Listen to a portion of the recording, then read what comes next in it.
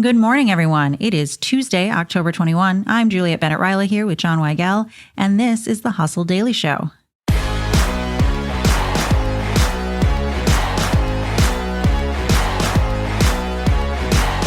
Dungeons & Dragons has exploded from a niche nerd hobby to mainstream obsession, thanks to shows like Critical Role and Stranger Things, and video game Baldur's Gate 3.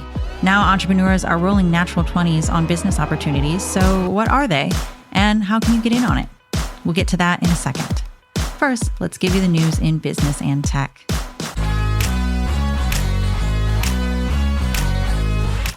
Being a know-it-all used to be considered a bad thing, but in business, it's everything. Because right now, most businesses only use 20% of their data, unless you have Hubspot, where data that's buried in emails, call logs, and meeting notes become insights that help you grow your business. Because when you know more, you grow more. See? Being a know-it-all isn't so bad after all. Visit HubSpot.com today to learn more.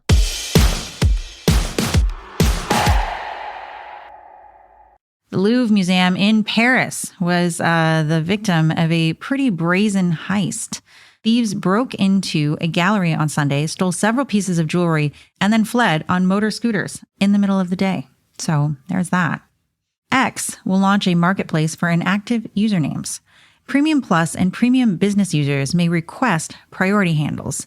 Those handles are apparently those with full names like John Doe or multi-word phrases like, Pizza Eater, I think was an example TechCrunch gave, or alphanumeric combos like Coffee Cup 16 for free. But shorter, quote unquote, rare handles will cost anywhere from $2,500 to a whopping 7 figures, apparently. Examples there include @Tom or @Pizza. So if you want to be @Cat or @Lasagna, it's going to cost you. And finally, Anthropic announced Claude for Life Sciences, an AI tool for researchers. It supports integrations with other R&D tools, including PubMed, and is designed to assist with tasks like data analysis, drafting regulatory submissions, and more.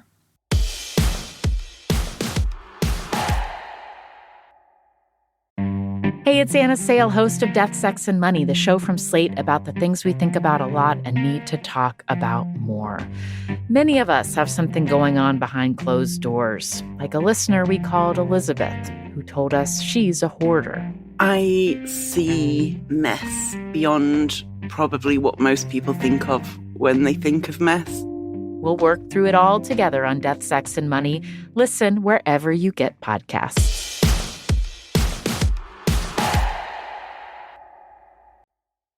Okay, Juliet, so today we're talking about something that I believe both you and I like, and we're talking about Dungeons & Dragons, Hell yeah. which has kind of gained a new life as an RPG tabletop game in the past few years, especially since the pandemic. I feel like everybody got kind of back into it, even though it's been around since the 70s.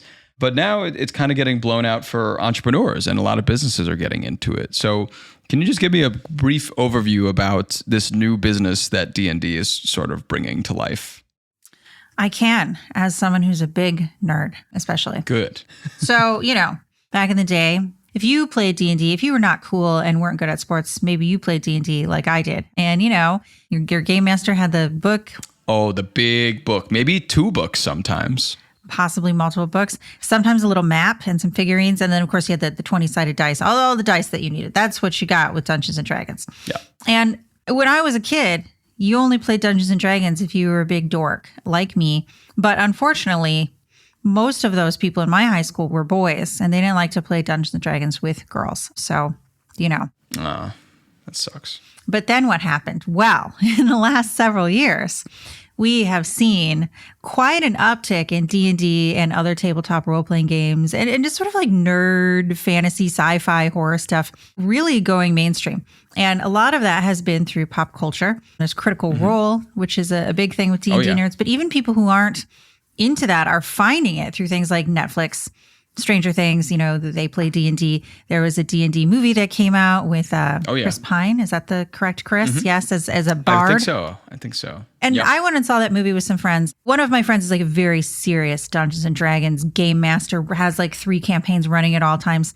And then other people were like, I've never played this game in my life. And everybody was kind of like, that was a fun movie. Yes, 100% the same impression I got from watching it on a plane. Yeah. So you have a lot of people who are sort of, they're becoming interested in this because it's more acceptable to play D&D now. I think it's not just small groups of people. I think there was a big campaign in the 80s to like try to associate it with Satanism, which that sounds kind of cool to me, but maybe not to everybody. Yeah. It attracted the people that they didn't want it to attract, right. But it repelled the people that they wanted to It's repel. like, that actually sounds like fun. I'm all in. Yeah. So we're just in a different time when it comes to, and romantasy is one of like the most popular genres in books right now. Huge. People want to romance massive. a werewolf or whatever. We're just in a different time. Yep. And then especially, I would say in 2023, at least one of the D&D entrepreneurs I talked to said Baldur's Gate 3 was huge for them. This video game comes out, it kind of handles all the D&D mechanics for you, but it's got a really big story. It's got all these romance elements. It's game of the year. So everybody's like, I don't play D&D, but I'm going to play this game. And then they started recognizing a lot of the characters in that game elsewhere. And we're like, oh, this is cool. I want to get into it. So with this massive adoption of the game and other adjacent things, we've started to see a lot of entrepreneurs who are creating objects to complement the game. Everything from, there's a company called Cantrip Candles that makes scented candles that are meant to mimic places you might be in your game. So let's say you're running a game and you're like, okay, we're in a bakery. Oh, here's a candle for that. We're in the pub. Here's a candle for that. We're in a weird dank cave. Oddly enough, here's a candle for that. The entrepreneurs that we talk to, however, are a couple of hustle readers. They are based in Spain and they have a business called Irene's Grimoire. Mm-hmm. I believe she actually pronounces her name Irene, but it looks like Irene to us Americans. So what do they do? What do they make? So what I love about this business, so I was talking to her, Irene Cabrejas, and she owns the business with her partner, Saul Pera. She started playing D&D in college, and initially she was making props out of necessity. She was like, I loved this game. I fell in love with it, the social aspects, but I didn't have any money to invest in it, so I started making my own things. So a couple of the things they make are dice, of course. Mm-hmm. They make stickers. They make character journals. Because if you've ever played this game, you get together maybe once a week, once every 2 weeks, and you forget what happened in the last time you played. So you got to keep notes. And then, of course, your character has all these stats and elements. Are they strong? Are they smart? Are they the bard? And they're just charming everyone. You've got to keep track of all of that. They lose hit points. They level up. They get better at stuff. You've got to keep track of all of that. So they make journals for that. One of the coolest things I think they make is called a Dungeon Master screen. Oh. So if you're the person running the game, you are called the Dungeon Master, and you don't want your players to see what's coming up next. You want to maintain elements of surprise in the story. Right. So these are screens that you basically put in front of yourself on the table to prevent people from seeing what it is that you're doing. And she is an illustrator, so she makes all sorts of really fun artwork that you can use on these screens. And for her, Baldur's Gate was a big thing because there's a creature, I guess, called an owl bear.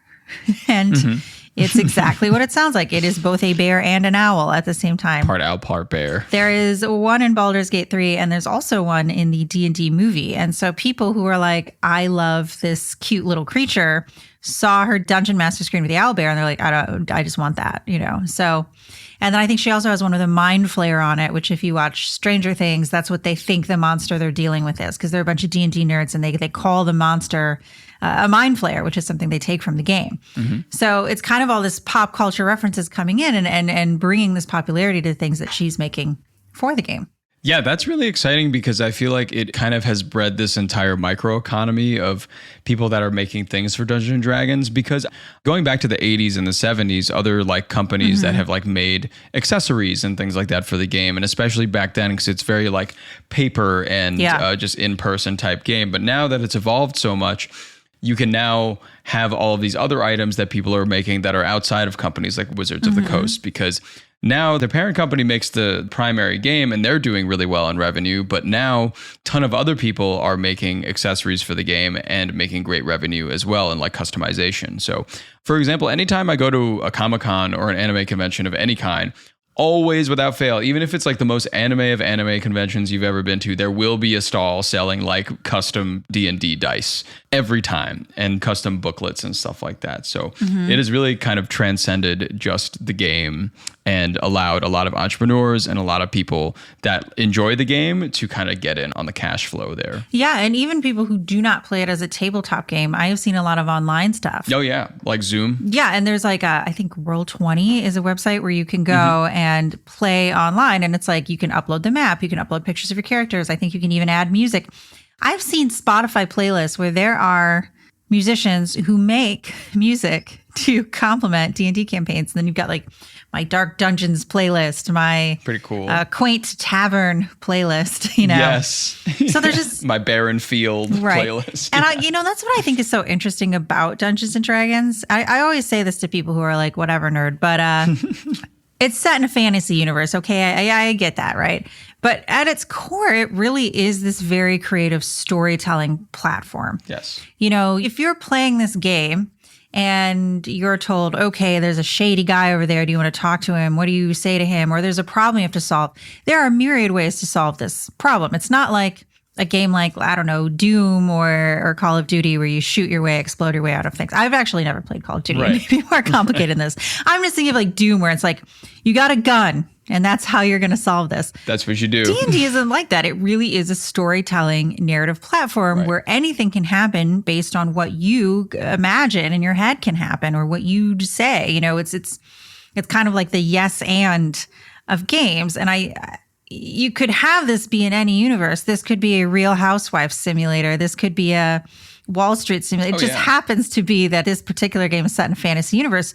But at its core, it's about having an imagination and telling a story. And I think that really does open up the door for these entrepreneurs to be like, okay, but what does it smell like? What does it sound like? What kind of music would be playing in this particular place? Like, what kind of clothes might be, like, people dress up for this, you know, people go. They do. Yeah. If you've ever been to a Ren Fair, you know, so there's a lot here that people get really into. And I think because it is a creative storytelling game, it really opens the door for these entrepreneurs to make whatever it is that appeals to them and then put it on Etsy. Irene's Grimoire is full of stuff that's really cute, almost cozy gamer style. But then you've got other people who are like, no, I am a barbarian and I eat turkey legs or, you know, whatever. So I think there's a lot of avenues for entrepreneurs, and there are such a growing fan base of people who are playing these games or into these kind of things. Yeah. And, you know, they need the equipment. They need the stuff to play it. So. Right. And, you know, this is the only game where like you don't have to buy the exact regulation thing from the parent company like Wizards of the Coast in order to play. Mm-hmm. You can buy custom made things from small businesses for this entire game, or you could buy nothing. It's really like your imagination and what you make of it. And I think that's why people are doing so well selling stuff into it. Yeah, I think the only thing you really need are a set of dice, which you can buy from pretty much anywhere, and then the book, which, you know, and then you don't even have to use that book. There are myriad other types of books and games that use these mechanics. So I've even known people who write like supplemental materials for these things. They like make up their own monsters and like put them online. Like, I don't know. It's pretty cool. I think if you're an entrepreneur who's into something like this, there are just so many things that you could make that people would be really into. Yeah, a lot of avenues to get into this.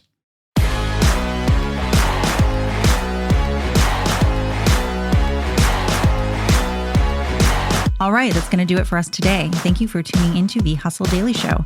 We're a proud part of the Hubspot Media. Our editor today is Robert Hartwig, and our executive producer is Darren Clarke. We've got a lot more tech and business coverage in our newsletter, so if you're not subscribed, go get yourself signed up at thehustle.co/email. You can also follow us on Instagram at The Hustle Daily. We'll see you tomorrow.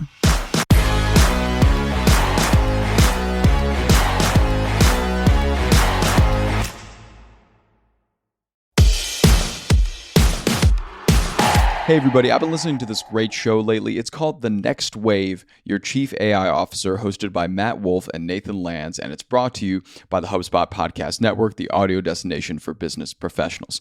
So you can catch The Next Wave with Matt Wolf and Nathan Lands, leading AI creators who are your guiding light in the AI and technology frontier. AI technology is transforming super fast, and it's changing every day, and the way we do business and the media landscape is all fragmented, but The Next Wave strives to be the leading podcast on AI technology and how you can actually apply it into growing your business. You can check them out wherever you get your podcasts.